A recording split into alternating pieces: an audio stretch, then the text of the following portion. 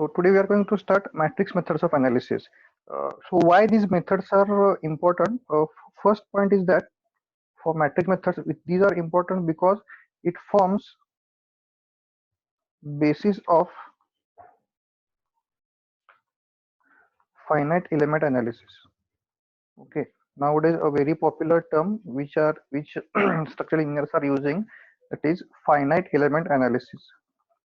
Because why these are popular? Because you can analyze any type of structure using this method, that is finite element analysis, and this using matrix methods also we can analyze any type of structure. Why this one point is unique about this matrix method? Because you can see, if you consider an example of a fixed beam like this. Okay, so this fixed beam can be analyzed using your CDM method. Okay, then you can analyze this fixed beam using three moment theorem. But if you are going to use a method of, let us assume, slope deflection method, we cannot analyze this fixed beam using slope deflection method, or rather each beam we are considering in slope deflection method as a fixed beam. Therefore there are some limitation by solving this beam using slope deflection method. So fixed beam can be only analyzed good by using these two methods, CDM and TMT. Now let us take an example of a continuous beam like this. Now here if we are going to apply, let us assume CDM method, that is consistent deformation method. Why it is difficult to analyze this beam using consistent deformation method? Because you are going to have these 1, 2 and 3 unknowns, and to solve for these 3 unknown, it is very difficult to apply this CDM method, or that calculation part is very large in case we use CDM method to this. Similarly, if you apply TMT also, there will be 1, 2, 3, three equations will be there, but you can easily analyze this beam using slope deflection method or MDM method with very less efforts. So the utilization of method is generally dependent on types of your beam, or generally dependent on indeterminacy of that beam. So if we know that there are two types of indeterminacy. First one is DI, that is static indeterminacy, and second one is KI. So whenever your DI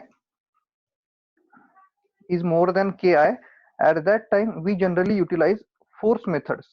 That means in force method we are having three methods: CDM, then TMT, and then energy principles. And whenever your Ki is greater than Di, that is kinematic indeterminacy is greater than the static indeterminacy, at that time we are utilizing displacement method. So in that we are having first slope deflection method, and second we are having moment distribution method. You might recall in first lecture in methods of analysis I have given you two types of method. First one is DSE method, where D stands for displacement, S stands for stiffness, and E stands for equilibrium. And next one is FFC method, where F stands for force, this F stands for flexibility, and this stands for compatibility.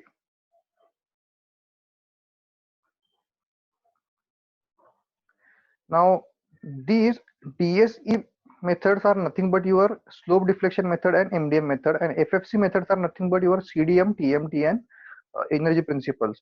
In DSE method we are utilizing equilibrium condition at a joint. You may recall in slope deflection method we are for solving that EI theta values, we are utilizing equilibrium condition, that is moment at continuous support is equal to 0. In moment distribution also we are balancing moment at continuous support, that means we are utilizing equilibrium condition, whereas in FFC method we are utilizing compatibility conditions. So you might recall in CDM we have applied deflection at B is equal to 0, or deflection at support is equal to 0, or rotation at support is equal to 0. So now depending upon these two classification, now also we are having matrix methods in two form.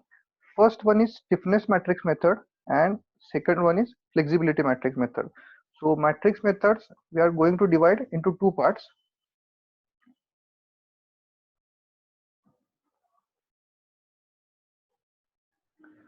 First one is stiffness matrix method, and next one is flexibility matrix method. And here stiffness methods are also known as displacement method or equilibrium method. As per that short form of DSE, stiffness method is also known as displacement method or equilibrium method. And similarly, this flexibility method is also known as not equilibrium, force or compatibility method, that FFC. Now we are going to see what are the definition of stiffness and flexibility. So in that notes, if you see here, I have given one definition for stiffness. So stiffness is nothing but it is force required to cause a unit displacement at any support or at any joint. So by that this definition, stiffness is generally denoted by this letter K. So K is nothing but P divided by delta, or there is one another definition, K is equal to M divided by theta. That means we are having two definition for stiffness. So stiffness, first definition, stiffness is nothing but force required for cause unit displacement at a joint, or it is moment required to cause unit rotation at a joint. So now we are having two different definitions for stiffness. So stiffness is generally denoted by K. So stiffness is going to be force required for unit displacement or moment required for unit rotation. So here unit displacement means this displacement unit should be 1, and displacement magnitude should be 1, and here rotation magnitude should be 1 degree. So we are going to find this force and this moment at to find out stiffness of any member or stiffness at any joint. Similarly, we are having same definition for flexibility.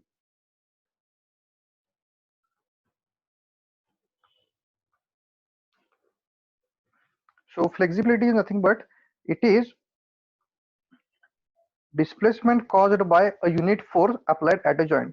Just inverse to that, inverse to stiffness, definition of flexibility is there. So here now, if we see, this force should be equal to 1 unit. Whatever unit you can take in kilonewton, you can take in Newton, but displacement required for 1 unit of force, or it is, or second definition, it is nothing but rotation caused by a unit moment. So there will be two definition of flexibility. So flexibility generally denoted by F letter. So it is going to be displacement caused by unit force or rotation caused by unit moment.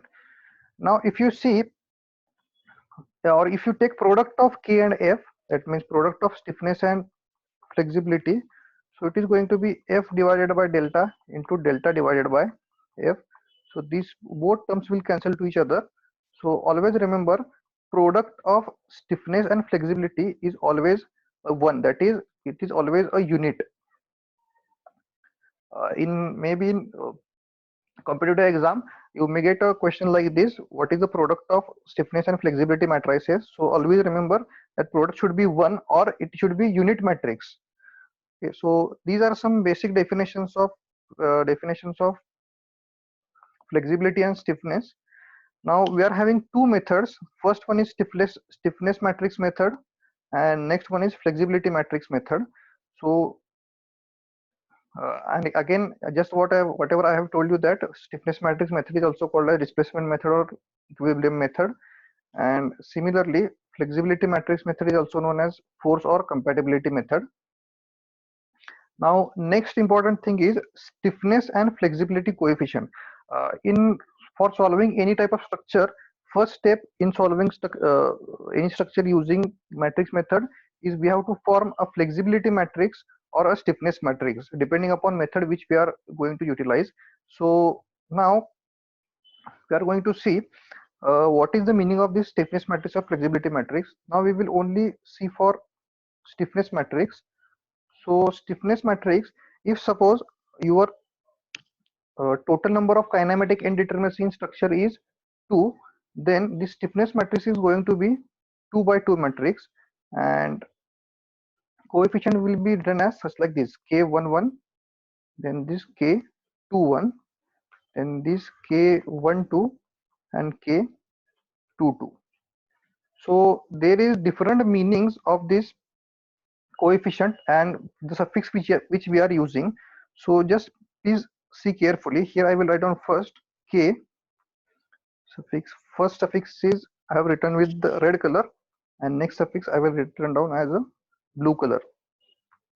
So what is the meaning of this k12? So remember, always second suffix for this coefficient is applied displacement or rotation. That means in k12 the second suffix will be applied displacement or rotation, whereas first suffix is nothing but generated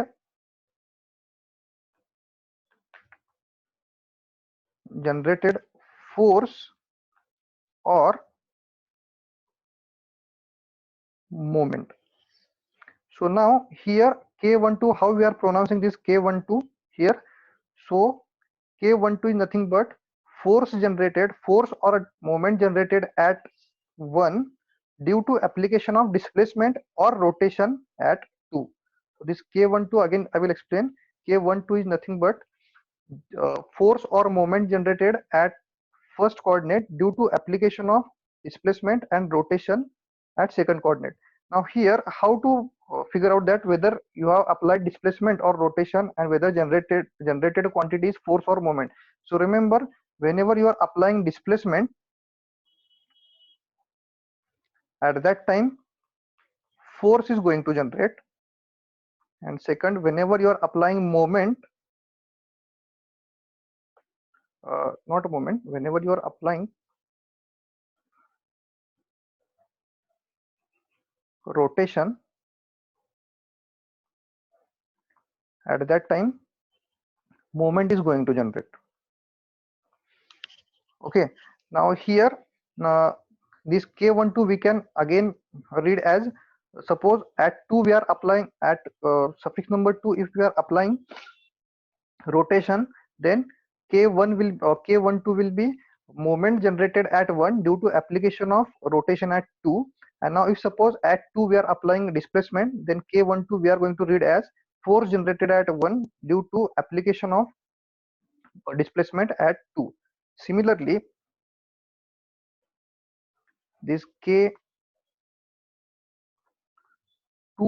is now going to be, let us take this 2 and this 1. Now this k21, let us assume we have applied displacement. Now k21 is nothing but,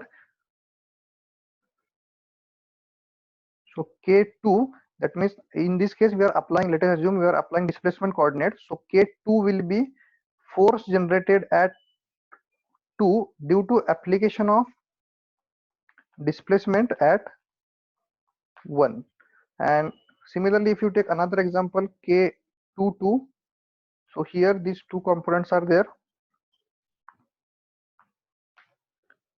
First component and second suffix of each coefficient.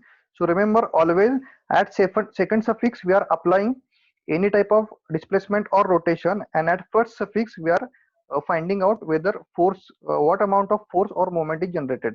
So that same I have explained here. Let us take this first example. In case of stiffness coefficient k12, so it represents force required at coordinate number 1. That means force generated at coordinate number 1 due to application of unit displacement at coordinate number 2. And similar is the case for flexibility coefficients also. Now in case of flexibility coefficient, remember we are having flexibility definition as displacement per unit force. So now here F12, that will be displacement caused at 1 due to application of unit force at coordinate number 2.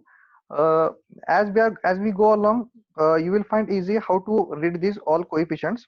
Just remember now, now what is important, if you are writing down this k21, so k12 like this, then this second suffix is nothing but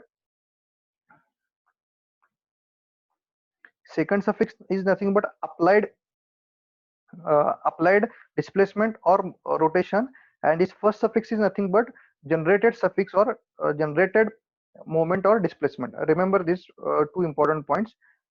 Whenever we are going to find out any type of stiffness matrix, at that time you will get clear idea about this, what is the meaning of this k12 and k21, all the coefficients of stiffness matrix. Now we are going to start first method, that is your stiffness matrix method. uh, Here there are some primary stiffness coefficients I have given. So uh, stiffness coefficients are dependent upon type of displacement applied and type of force or moment is generated. So now if suppose axial force is applied, then stiffness coefficient is going to be AE by L. If transfer force is applied and if the far end is fixed, then you are going to have stiffness coefficient as 12 EI by L cube. Similarly,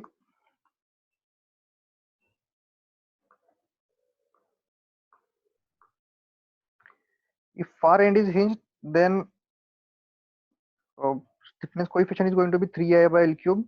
And if flexural displacement is applied, if far end is fixed, then your stiffness coefficient is 4EI by L. And if far end is hinged, then your stiffness coefficient is going to be 3I by L. These are just for information. We are going to see how these coefficients are generating. You don't need to remember this all this. Just go with, we are going with actually determining or deriving this coefficient, so that you are going to see very soon. Now this is one key figure for finding out any type of displacement stiffness coefficient. So I will explain this.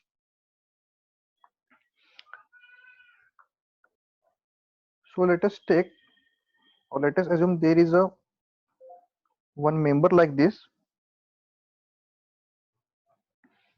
Okay, let us assume this is as A and B member. Now there are two types of displacement, always remember. First one is transverse displacement,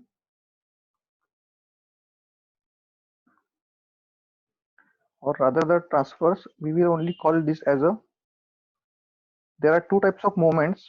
First one is displacement and next one is rotation. Okay, as we have seen here, displacement is generally associated with the force and rotation is generally associated with the moment. Now let us assume at support A or at any point A, this can be a support, this can be any joint. If suppose at any support at any point A, if displacement acting is in upward direction, always remember, then at that same point rotation will be generated in downward direction. That means here this rotation will be in anti-clockwise direction. Now at point A, we have, if displacement is applied in upward direction, then at opposite point B displacement will be generated in downward direction. And if here displacement is generated in downward direction, then rotation will be generated in upward direction. So this is one key figure for finding out any type of stiffness matrices. On contrary, if suppose on this same member AB, here if suppose we have applied downward displacement, so here rotation will be generated in upward direction. And as at first support displacement is downward, at next point displacement will be upward, and as here at point B displacement is upward, rotation will be downward. So at each point we will be having two types of coordinates. First one is displacement coordinates, next one is rotation coordinate. So depending upon nature of applied coordinate, we have to derive nature of remaining two coordinates. So I will explain this once again. What we will do for simplification.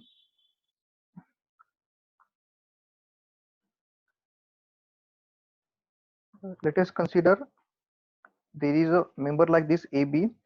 So on each point, for point A, we will first apply displacement, then we will apply rotation. Then at point B, again we will apply displacement and rotation, and we will see how other coordinates are going to be developed. So now for this is first case, this is second case, this is third case, this is fourth case. Now let us take first case. At point A, if suppose we have applied displacement, let us assume we have applied in upward direction. Okay, so if at one point displacement is upward, at that point only rotation will be downward. So now at point A, our displacement is upward, therefore at point B, displacement will be downward, and on this point B, displacement is downward, therefore rotation will be upward. At each point there will be two coordinates, one displacement and one rotation. So here we have applied this coordinate, and due to application of this coordinate, what are the effects or how other coordinates are changing, that we have seen. Now second case, let us take rotation at 2. Rotation at point A. So let us assume we have applied clockwise rotation at point A. So now as this rotation is up in upward direction, so generated displacement here should be in downward direction. So at first point displacement is downward, so at next point displacement should be upward, and as this displacement is upward at point B, rotation should be downward. Don't bother about clockwise or anti-clockwise, just see whether your rotations are upward or downward. Now third case, let us see displacement at point B. So let us assume upward displacement at point B. So as displacement is upward, rotation should be downward, and at point B displacement is upward, therefore at next point the displacement should be downward, and here displacement is downward, therefore rotation should be upward. Okay, and fourth case here, let us assume we are applying clockwise rotation at point B. So now here is clockwise rotation means we are applying a rotation in downward direction, therefore displacement will produce in upward direction, and here at point B the displacement is upward, so at next point generated displacement should be downward, and here at point A displacement generated is downward, therefore moment should generate in upward direction. So remember this is one key figure for your formulation of stiffness matrices. So at one point if your displacement is upward, at another point displacement should be downward. So at that same point where displacement is applied, if you are applied upward displacement, then rotation should be downward. Here displacement is downward, that means rotation should be upward. So this is one key figure for generation of your stiffness matrices. That figure I have explained here. Don't bother about these values, this coefficient that we are going to see very soon. So only you have to bother about this one figure, that means how your displacement is applied and how rotation will be generated at that same point and what will be effect on another point. Now next important part is these four coefficients. These are very important. Not four, these are these three coefficients. So what are these three coefficients? We know that only there are two types of movements are applied. First one is displacement and next one is rotation, and generally the displacement is generally associated with the force and rotation is associated with the moment. So now if you make a combination of this coefficient, because we know that these stiffness matrices are nothing but K11, K21, K31 like this. So there might be combination of generation of force due to application of force there might be combination of generation of force due to application of moment and generation of moment due to application of moment, because we have seen here in this this K12 is nothing but force generated at 1 due to application of rotation or displacement at 2. So in your given problem, there will be two types of coordinates. First one is displacement coordinate and next one be rotation coordinate. So first coordinate, F due to F, that means force generated due to application of force or force generated due to application of moment, it is going to be 12 EI by L cube. Remember this force due to force is going to be 12 EI by L cube. That means if any point, if suppose here at point 1 we are applying force and at second coordinate also we are having force component, then force due to force is going to be 12 EI by L cube. Next is going to be M due to M, that is moment due to moment, it is going to be 4 EI by L, or and if we are seeing effect on another support, so it is going to be carryover of this, that means 4 EI by L divided by 2, so it is going to be 2 EI by L, and third combination will be force due to moment or moment due to force, so this is going to be 6 EI by L cube. So remember this three formulas only. Force due to force is going to be 12 EI by L cube, moment due to moment is going to be 4 EI by L, and force due to moment is 6 EI by L cube. These three formula I have written down here also. This is not L cube, just a minute, this is L square. So F due to F, that is force due to force, is 12 EI by L cube, moment due to moment is 4 EI by L, and force due to moment is 6 EI by L square. So remember this three component, what we are, that same is also enlisted here. So this is some basic part or basic about stiffness matrix method. That is very less time is remaining. So I request all of you to again, if this meeting ends, so join with that same ID and password. We are going to see this one small problem today. So if this meeting ends, so join with this same ID and password.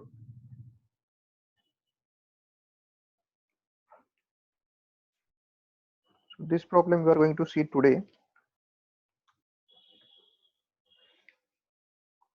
Let me draw that problem. Find K matrix for coordinates as shown in figure.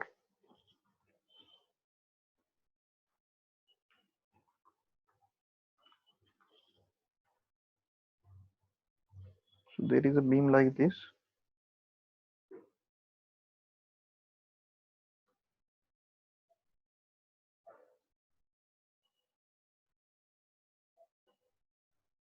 First coordinate is a rotation, second coordinate is a displacement at 2, third coordinate is,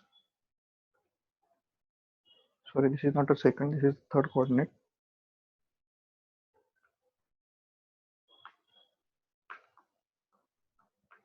Okay, so there will be problems like this. So find out K matrix for coordinates as shown in figure. So remember here, first coordinate is rotation at, now we will give name to this member. This is A, this is B.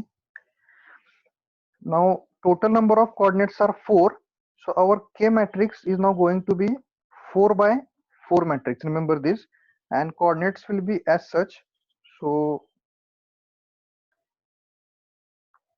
K matrix will be like this: K11, K21, K31, K41, K12, K22, K32, K42, K13, K23, K33, K4 3 and last one be K14, K24, K34 and K44. So all these 16 coordinate we are going to find one by one. So given problem is like this. There is one rotation coordinate. Number one is rotation coordinate. Coordinate number two is also rotation coordinate. Coordinate number three is displacement coordinate. Coordinate number four is also displacement coordinate. So now we will first find out this first column of this stiffness matrix K11, K21, K31 and K41. So in short, I will explain, I will write down all the coordinates, what are the meaning of these all coordinates. So K11, so 1 is nothing but, here I will write down 1 is rotation, 2 is also rotation, 3 is displacement and 4 is also displacement. So now as you remember, second suffix in this K in this coordinate will be applied.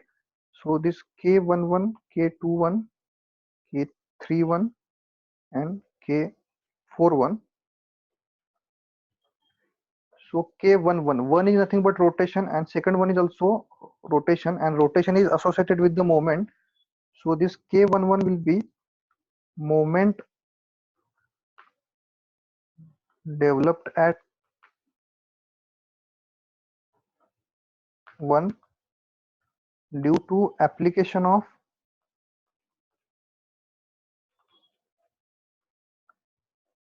rotation at 1. Okay.